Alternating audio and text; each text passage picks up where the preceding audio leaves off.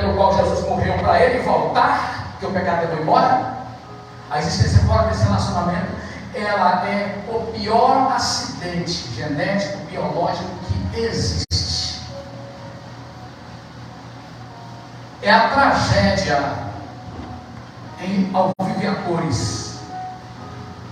É a tragédia bem delineada, usando os recursos mais adiantados que você possa imaginar.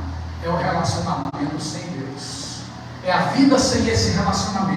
É a vida sem esse convívio que o pecado levou embora. E Jesus morreu na cruz para esse convívio. Pode ir para onde você quiser. Pode correr atrás de quem você quiser. Pode acreditar em quem você quiser. O mundo nunca foi tão criativo. O mundo nunca foi tão abundante de possibilidades. Nunca o mundo foi tão, vamos dizer assim, generoso em ideologias que dizem para você como é que você fica melhor,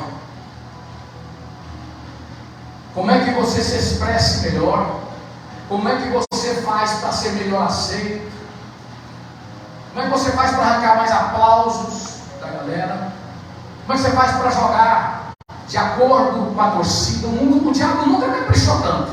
O cão tem sido generoso, viu? Nesses últimos tempos, creio também que são os últimos tempos. Então você pode ir para onde você quiser, mas a sua vida, ela não fará sentido. Fora desse relacionamento com Deus, você não está vivendo, você está existindo. Dá para guardar? Fora desse relacionamento com Deus, você não está vivendo, você está existindo. No pior sentido. Imagina, você está existindo, você não está vivendo. Vós não quereis vir a mim para terem vida. João capítulo 7, 37 em diante. Aquele que vier a mim, eu farei com que do seu interior fluam rios de água viva. Você já parou para pensar? Numa pessoa chegando num grande estádio, onde tem milhares de outras pessoas ali, no jogo de futebol, de qualquer time, de qualquer um desses aí, que nenhum deles é meu time, desde que eu entendi que isso aí é religião, deixa de ter time. Bom, falei, me escandalizei, mas falei. Enfim, você já imaginou a pessoa chegar lá para aquela multidão de milhares e dizer: ei, multidão, se vocês vierem a mim, eu tenho o poder de estancar a sua hemorragia existencial, eu tenho o poder de dissipar as trevas da tua alma, eu tenho o poder de acabar com o caos do teu espírito, eu tenho o poder de trazer para você o sentido que o pecado levou embora desde o Éden. Eu tenho o poder de te preencher a tal ponto que você não vai precisar mais das noitadas, você não vai ter mais sentido nelas, você não vai precisar mais da bebida, das drogas, da vida promíscua, você não vai precisar mendigar o amor de quem quer que seja, a amizade de quem quer que seja. Eu vou te preencher de tal forma que você vai acabar com uma peregrinação que só te faz piorar cada vez mais como ser. Só te faz piorar. Você não vai melhorando, ele não vai melhorar. Não há vida fora dele. Você não está crescendo, você está diminuindo, você está vivendo de aparências. Os ganhos que a vida fora desse relacionamento com Deus estão trazendo para você é fake. Esses ganhos da verdade são perdas bem agasalhadas, bem distribuídas, para você aceitá-los como ganhos dentro da maestria daquele que sempre foi o próprio engano encarnado, Satanás. Mentiu desde o princípio, mente para o teu coração, mente para a tua alma, mente para as tuas emoções, prega a peça em todo o teu ser. Mas eu tenho dificuldade em ser muito objetivo, mas com tudo isso eu queria te dizer também o seguinte: o texto começa falando da bebida alcoólica, e junto com várias passagens bíblicas, né, que tratam do tema da bebida alcoólica, o capítulo 23, do versículo 29 até o final do versículo 29, junto com várias outras passagens bíblicas, desde o caso conhecido da tragédia de Noé. Aí você vai evoluindo, quer dizer, você vai caminhando nessa evolução bíblica do ensino sobre os efeitos nefastos, trágicos, de tudo aquilo que compromete o raciocínio, compromete a capacidade de entender esses princípios, que são instrumentos da graça de Deus para a sua vida, porque é através desses princípios que Ele está te chamando a responder à sua oferta de salvação. E se a sua mente for tomada por algo que a torne disposta para esses princípios, você não vai ter condição de responder à graça salvadora.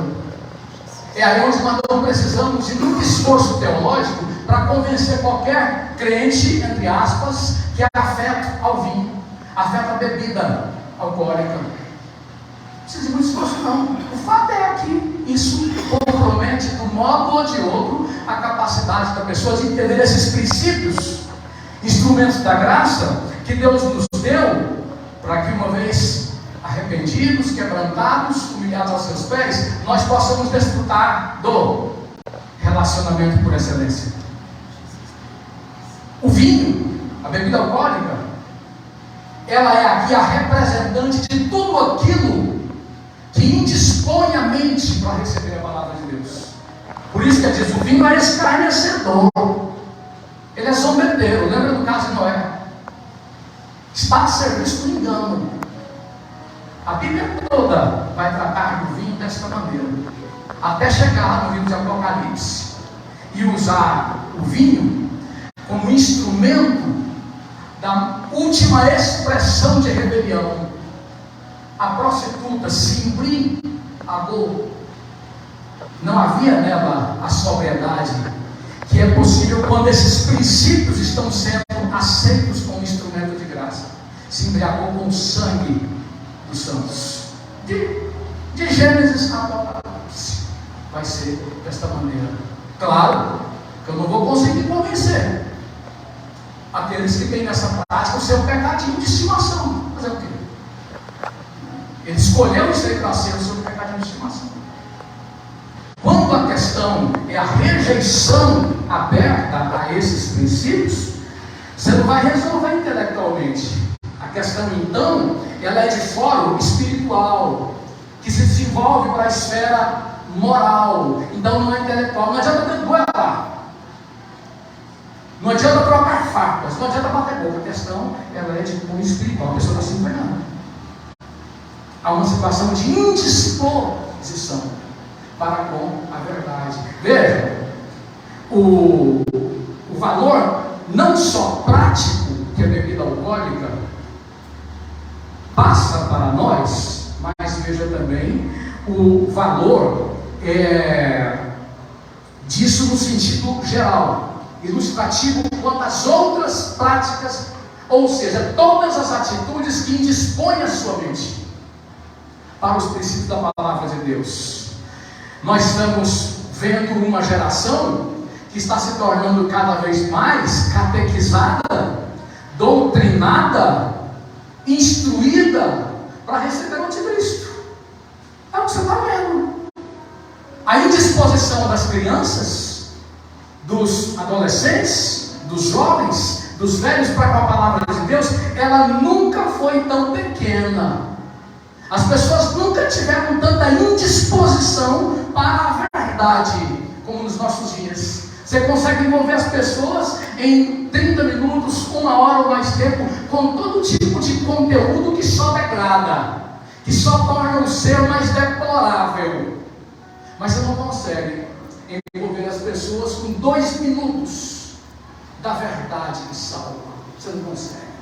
Os filhos chegam em casa, E os pais às vezes têm que dizer para ele: meu filho, você vem aqui me visitar e você está com o celular, com o smartphone, vai lá para fora para você ficar mais à vontade. Você vem me visitar e está com o smartphone, com o iPhone aqui, vai lá para fora, fica lá. Você não veio aqui para me ver, para falar comigo, para desfrutar de convívio, de relacionamento, vai lá para fora. As pessoas estão se empanturrando com todo tipo de informação que as deforma. Presta atenção. Tudo aquilo que coloca de lado a prioridade da palavra de Deus te informa para te deformar. Então nós estamos diante da realidade bem própria do ser humano, que é a tragédia do pecado. Simples, não estou falando de nada novo.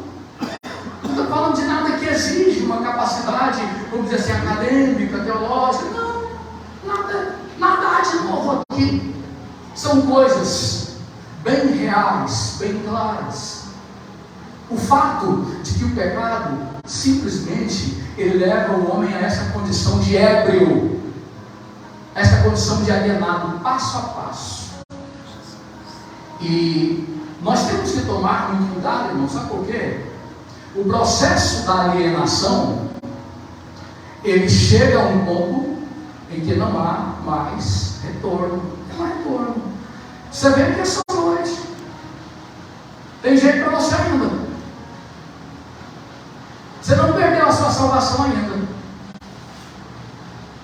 Mas se você não se predispor com a abertura total do seu coração, se humilhando, se quebrantando, o processo de alienação que te torna um ébrio vai te tornar um caso perdido. Caso perdido. A Bíblia mostra N situações. Hebreus 13 diz que Esaú, tendo deixado passar o seu tempo, buscou com lágrimas, mas não encontrou mais. Tarde demais. Você vai encontrar também em João, capítulo 13. Jesus, depois de toda uma lide, depois de todo um trabalho, de toda uma ação de discipulado, investindo em Judas, chega ao fim desse tempo e diz para Judas o seguinte: o que tem de fazer, faz logo. Acabou. Colocou um bocado molhado na boca dele, né? Segundo a cultura oriental, essa prática de colocar o bocado molhado era a maior expressão de afeto do anfitrião da casa para com alguém que ele considerava a pessoa mais importante. Jesus não fez isso com João, com Pedro, com João, discípulo do amor, nenhum deles fez com Judas para tentar trazer de volta. Entrou com tudo para tentar trazer de volta, mas ele não quis. O processo correu célere e sem detensão, o processo da alienação. Cuidado, Deus está falando com você hoje. O processo do engano. Não haja em vós o espírito mau que usa parte do Deus vivo. É a recomendação do escritor aos Hebreus. Judas recebe um bocado de olhar, e a Bíblia diz claramente que a partir daquele momento o diabo, Satanás, entrou em Judas, ou seja, tomou conta definitivamente de Judas. Acredite se você quiser, problema seu. Deus não precisa de salvação, a necessidade é humana, ela é divina. Deus não tem necessidade nenhuma de que a gente acredite ou deixe de acreditar. É problema nosso. Mas o tempo está correndo num processo que é em si mesmo alienador, é em si mesmo o engano, e que se não nos abrirmos para a totalidade da palavra de Deus, chegaremos a uma situação sem retorno, aonde será tarde demais. Não sei de quem é a expressão que diz o seguinte: não adianta começar a construir a arca depois que começou o dilúvio. Há um tempo certo para se arrepender. Há um tempo certo. Por isso, se hoje ouvires a voz, está conjugado no presente do Espírito Santo, não endureçais o vosso coração, para que não pereçais, como o povo deixou passar o tempo, perdeu o trem lá no deserto. E quando a gente fala dos princípios e provérbios, veja, eu falei para você que os princípios bíblicos, eles são instrumentos da graça. Se por um lado o proverbialista ele nos mostra os princípios bíblicos como sendo a prática dos já salvos, por outro lado, esses princípios eles proclamam a graça para os não salvos, se eles se abrirem, se eles se arrependerem, se eles se converterem. E interessante que a partir aqui do versículo 8 ele coloca: assentando-se o rei no trono do juízo, com os seus olhos excipa todo o mal. Quem pode dizer: purifiquei o meu coração, limpo estou do meu pecado? Por que ele coloca o rei aqui? Várias vezes é citado o rei no livro de Provérbios, e praticamente todas as vezes em que essas citações acontecem, elas falam do rei ideal. Do rei ideal. O rei que é ratificado pela benignidade, pela justiça, pela integridade, cujo trono se firma na justiça. O que estamos ensinando? Estamos ensinando que os princípios da palavra de Deus estão chamando a todos, em quaisquer faixa social, de quaisquer condições sociais, para esta salvação, para este arrependimento, para esta conversão. É tanto que ele coloca no versículo 9: quem pode dizer: purifiquei o meu coração, limpo estou do meu pecado? Irmãos, nós não temos a missão da parte de Deus de chamar as pessoas para dar-lhes instruções bíblicas sobre como melhorar no casamento, sobre como melhorar no relacionamento com os filhos, sobre como melhorar nas finanças, sobre como se dar bem na saúde. Essa não é a missão da igreja. Eu não estou dizendo que Jesus não cura fisicamente, eu não estou dizendo que Jesus não abre portas financeiramente, eu não estou dizendo que Jesus não leva as pessoas a se resolverem nos seus relacionamentos. O que eu estou dizendo é que essa não é a prioridade da palavra de Deus. Isso aí são consequências do pecado. Isso aí reside na área das consequências. As pessoas estão destruídas nos seus relacionamentos por causa do pecado. Em grande parte, a destruição financeira está relacionada ao pecado. Não poucas vezes as pessoas estão destruídas na saúde por causa do pecado. Você tem uma geração de jovens que você vê aqueles rapazes, parece que eles vão voar, né? Sei lá, parece que eles estão flutuando, tudo, como é que fala? O nome bombado, né? Chama ele para dar um pique de 100 metros para ver se ele dá conta. Bomba pura, pecado, se destruindo através do pecado. Mas o que é a missão da igreja está bem definido no versículo 9, quando ele pergunta dessa maneira: quem pode dizer: purifiquei meu coração, limpo estou do meu pecado? Está aqui o problema humano, está aqui a missão da igreja. A igreja ela foi enviada para chamar as pessoas a arrependimento. Ainda que não haja conosco uma multidão, nós vamos morrer focados na nossa missão. Ainda que sejamos sempre os gatos pingados e nunca haja conosco uma multidão, nós vamos morrer focados na nossa missão. Nós não estamos enganados, nós sabemos a que viemos, nós sabemos qual que é a nossa missão, nós sabemos a quem deveremos prestar contas. Nós fomos levados, enviados a chamar os pecadores ao arrependimento de pecados. E como no começo eu falei para vocês sobre relacionamento, eu fiquei pensando nesta tarde em passagens bíblicas que falam mais desse relacionamento com Deus, né? Quando essa pergunta coloca: como é que eu vou resolver o problema bem humano? Quem pode dizer: purifiquei o meu coração, limpo estou do meu pecado? O texto está colocando algo que é inalcançável. Ninguém pode alcançar isso. Quem pode se livrar do pecado? O maior expositor das verdades bíblicas de todos os tempos, em Romanos capítulo 7, versículo 24, ele coloca isso: miserável homem que sou. Quem é que dá conta disso? O pecado se levanta com força, brutal, indomável, não dou conta. Esta é a realidade de todo ser humano, desde a queda. Mas ao mesmo tempo o apóstolo louva a Deus, graças a Deus, que com o meu entendimento eu sirvo a lei de Deus, mas com a minha carne a lei do pecado. O que ele está colocando? Está colocando a realidade dupla da pessoa que teve encontro com Cristo. Ele tem a palavra de Deus, a qual ele correspondeu com humilhação, com quebrantamento, com súplica, com arrependimento verdadeiro, e através dessa palavra ele subjugou esta outra lei aí, ó, o velho homem, a velha natureza, que está dentro de todos, inclusive de todos nós que estamos aqui. Só vamos nos ver livres dela no dia final, mas até o dia final queremos se mortificar continuamente.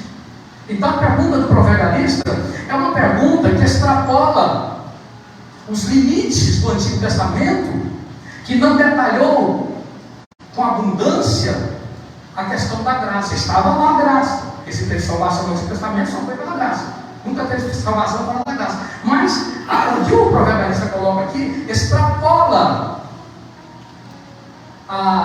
os limites do Antigo Testamento, no sentido de nos levar a esta abundante consideração a respeito da graça de Deus, da qual o Novo Testamento trata abundantemente. E ainda no Antigo Testamento, o que o salmista Davi coloca, né, no capítulo 19, versículo 10 em diante, não me falha a memória, quando ele diz que o temor do Senhor é limpo e permanece eternamente.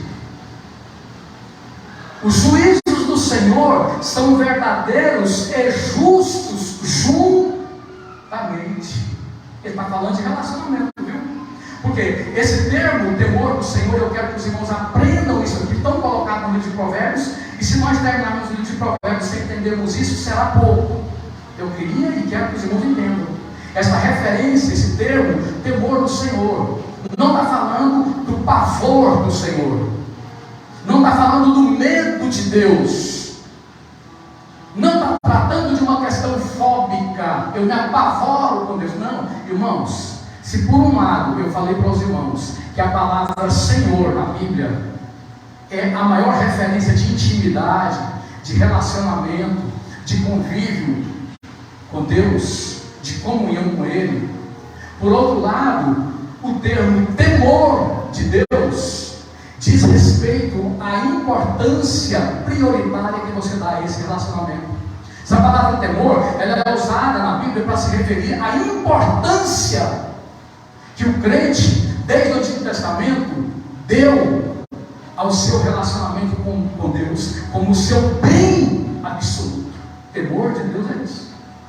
Quem tem temor de Deus, olha para o seu relacionamento com Ele como o bem absoluto, do qual eu não abro mão. O bem que eu não negocio. Eu não quero correr risco de perder o meu relacionamento com Deus. O Deus com o qual estarei na eternidade sem fim. Então o temor de Deus, esse termo, temor de Deus, é esta referência que diz respeito à valorização que você dá ao seu relacionamento com Deus. Para chegar um pouco mais perto, é como aquele marido que ele sabe a esposa que ele tem, e ele não vai fazer nenhuma gracinha para prejudicar aquele relacionamento. É como aquela esposa que ela sabe o marido que ela tem, e ela não vai se dar a nenhuma aventura para colocar aquele relacionamento em jogo. Então, você eleva isso aí para infinitas potências, para entender um pouco da valorização que alguém verdadeiramente convertido confere ao seu relacionamento com Deus. Por isso que o salmista coloca isso: o temor do Senhor é limpo e permanece eternamente. Os seus juízos são verdadeiros e justos juntamente. Ele prossegue dizendo: eles são mais desejáveis do que o ouro, do que o muito ouro refinado. Eles são mais dóceis do que o mel e do que o licor dos favos. Por eles tem sido admoestado o teu servo, e a grande recompensa em guardá-los. Esse termo é muito importante, guardá-los. Não está falando de colocar na gaveta, não está falando de colocar num local escondido. O termo guardar aí é brigar por eles, é defendê-los com a própria vida. Aí você vai ao encontro do testemunho dos santos pela história, que morreram pelo seu relacionamento com Deus. Não morreram para ser salvos, não, eles eram salvos, mas morreram em testemunho. Daí o termo grego martiria, né? Que é exatamente testemunha, que a gente banaliza tanto nos nossos cultos, falando de verdade testemunho, e tanta lorota os irmãos conversam nos arraiais evangélicos por aí afora. Mas a grande recompensa é em guardá-los, diz o salmista. A grande recompensa em abrir mão de tudo por esses preceitos, que são instrumentos da tua graça, para que nos relacionemos contigo. E me atrai ainda o que continua o salmista dizendo, que essa pergunta que o proverbialista coloca no versículo 9, o salmista também no capítulo 19 coloca numa pergunta: quem pode entender os seus próprios pecados? Quem pode entender esse mal que não é um dos males, ele é o mal. O pecado é o problema. O pecado é a chaga. O pecado é o câncer e metástase. O pecado é a morte.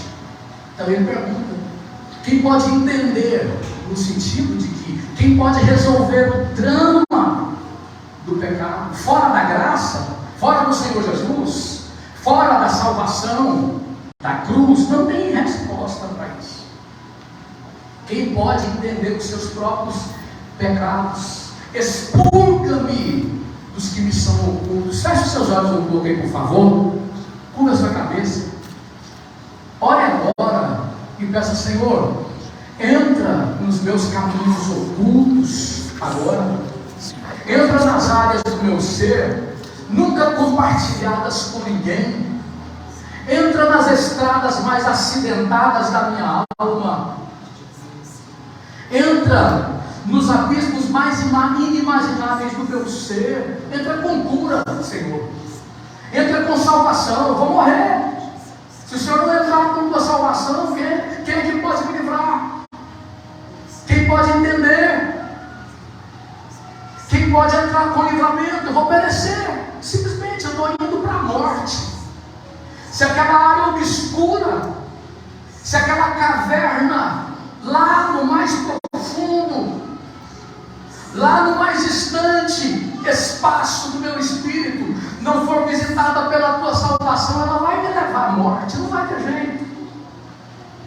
Expurga-me dos erros que me são ocultos. Pode orar.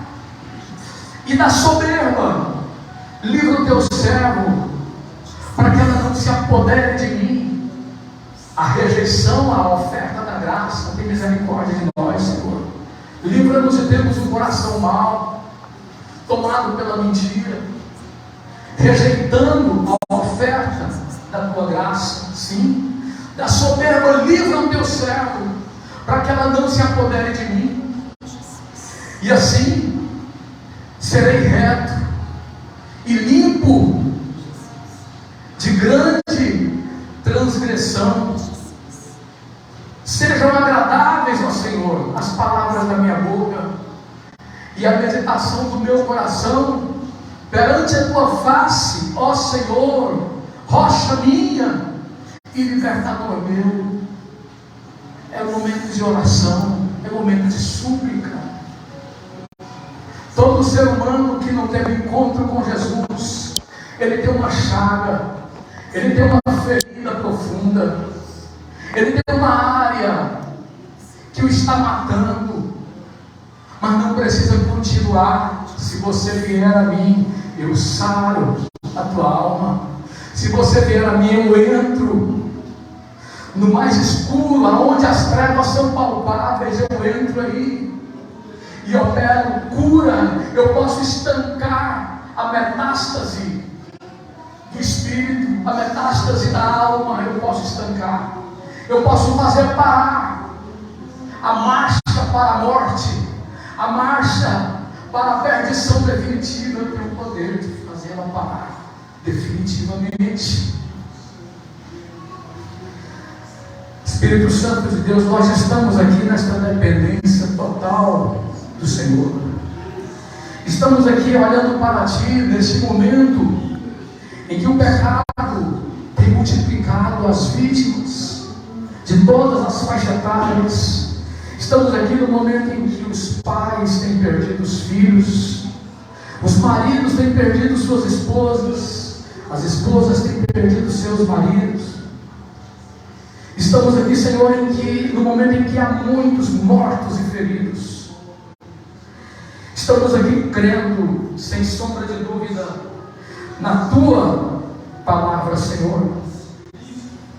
Estamos aqui crendo plenamente no Teu poder de mudar situações humanamente imutáveis. Estamos aqui, meu Deus, crendo que a pergunta do salmista que ninguém pode responder está em Ti. A resposta está em Ti. Estamos aqui, meu Deus, crendo que o dilema humano, que nós como igreja não temos o direito de florear, mas temos que falar que é o pecado. É o caminho na contramão do Senhor. É o caminho em oposição a Ti. É o pecado. Estamos aqui, meu Deus, prostrados, curvados, entregues ao Senhor, rendidos, meu Deus. Crendo, meu Pai, que as próximas horas poderão significar para a vida daqueles que, estando aqui, não tenham tido encontro real contigo. As próximas horas podem significar para eles um novo tempo, um outro tempo. Podem significar para aqueles também que já tiveram encontro contigo, mas estão hesitantes, estão cocheando entre dois ou mais pensamentos. Então, cremos que a Tua palavra veio, através da Tua graça, dar-lhes a oportunidade de uma decisão definitiva, ó Senhor. E te pedimos para que o Senhor possa mostrar-se resplandecente nesse momento, em que a Tua graça está aqui, não de uma forma que possa ser considerada comum, banal, mas está aqui, intraduzível, incompreensível, na forma do Teu amor, da Tua misericórdia, como sempre esteve, e mais uma vez, oferecendo esta tão grande e única salvação, tanto para aqueles que não foram alcançados, também para aqueles que estão afastados, também para aqueles que estão fracos e hesitantes. Cremos que todos precisam de se abrir cada vez mais para esta tão grande e única salvação que está somente na Tua cruz, ó Senhor Jesus, somente na Tua palavra. É a nossa oração e súplica, que os nossos corações se tornem despedaçados, que o Senhor nos humilhe, que o Senhor nos quebrante, que o Senhor nos faça descer, que o Senhor nos faça nos esvaziarmos de toda e qualquer pretensão, de toda e qualquer situação que não se presta a glorificar Teu nome, não se presta a Te exaltar, que não conceda ao Senhor a oportunidade de operar, meu Deus, esta tão grande e única salvação, meu Deus. No nome do Senhor Jesus, age com poder em cada mente, em cada alma, em cada coração, em cada ser dos que estão aqui nesta noite. Age com poder, meu Deus, no nome do Senhor Jesus. É a nossa oração e súplica, em nome do Senhor Jesus. Eu queria, terminando esta ministração, fazer menção no versículo 22. Não digas, vingar-me-ei do mal, espera espera pelo Senhor e Ele te livrará. Talvez ao ouvir essa palavra você imagine que nós vamos fazer uma abordagem limitada aos desentendimentos, às causas que te envolvem em confrontos, em conflitos. Muito embora nós descansemos no Senhor com relação a essas questões também, a tudo aquilo que tem que ver com demandas, com embates, nós confiamos nele. Mas é mais do que isso. Quis o Espírito Santo falar algo mais do que isso através dessa literatura do Antigo Testamento. Sabe por quê? Quando falamos que o problema humano é o pecado, ele fez com que o ser humano ele se traduzisse desse poço de conflito. O ser humano, por causa do pecado, ele é esse poço de conflito. Ele é esse palco de batalha contínua. O pecado lançou o homem contra Deus. Consequentemente, o homem está contra si mesmo. E ato contínuo, ele é contra tudo e contra todos. Motivo pelo qual nós podemos garantir que a margem da conversão verdadeira não existe amor. Se você não ama a Deus, você não ama ninguém. Você tem manifestações de afeto, de carisma, por uma questão de demanda, vamos dizer assim, relacional. As pessoas precisam se relacionar, então elas encontram política de bons relacionamentos, né? Mas amar, se você não ama a Deus, você não ama ninguém. O sentimento é um sentimento confuso, que ao invés de te edificar, te oprime. Mas quando o texto fala para que nós possamos confiar no Senhor, ele de novo nos remete a esse chamamento da graça. É o investimento nesta comunhão com Ele, que vai tornar alguém você bem resolvido dentro de você mesmo.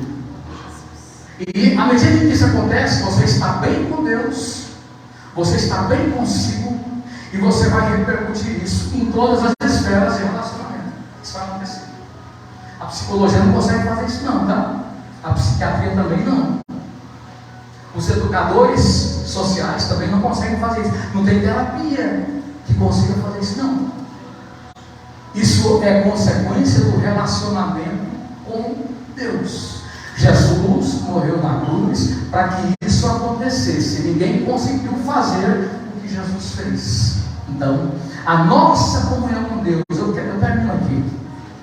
Numa sociedade de pedintes, numa sociedade em que as pessoas se humilham, as pessoas fazem qualquer coisa para serem aceitas, e elas também se acabam se elas perceberem que elas não foram aceitas. As pessoas fazem qualquer coisa para serem elogiadas, para serem aplaudidas, para serem reconhecidas, e elas vivem essa condição de ovo de pele o tempo inteiro. É o conflito, é a condição conflagrada do ser humano por causa do pecado. Essa carência, essa demanda, essa condição de pedinte é própria de todas as pessoas que não se converteram ao Senhor Jesus, que não estão bem resolvidas com Ele. Então precisa de apelar para o próximo, para que de alguma forma o próximo lhe faça alguma falha. Eu não estou condenando aqui a questão afetiva, o carisma, não, isso é outra coisa. Estou falando aqui de uma questão de causa e consequência. Mas quando nosso coração se abre para Deus, então esta guerra termina, né? Esse conflito chega ao fim. E o que a Bíblia nos assegura é que Cristo fez-nos a paz. Todo escrito de tinta que havia contra nós, Ele cravou no alto daquela cruz e nos fez a paz. Temos paz com Deus por Cristo Jesus. Feche seus olhos, nós vamos orar nesse momento. Logo após ministrar as bênçãos apostólicas. Pai amado, no nome do Senhor Jesus, nós oramos a Ti, Senhor. Te louvamos, Te bendizemos, porque o Senhor nos alcançou, o Senhor nos deu graça para estarmos esses momentos aqui, sendo tratados, sendo confrontados, sendo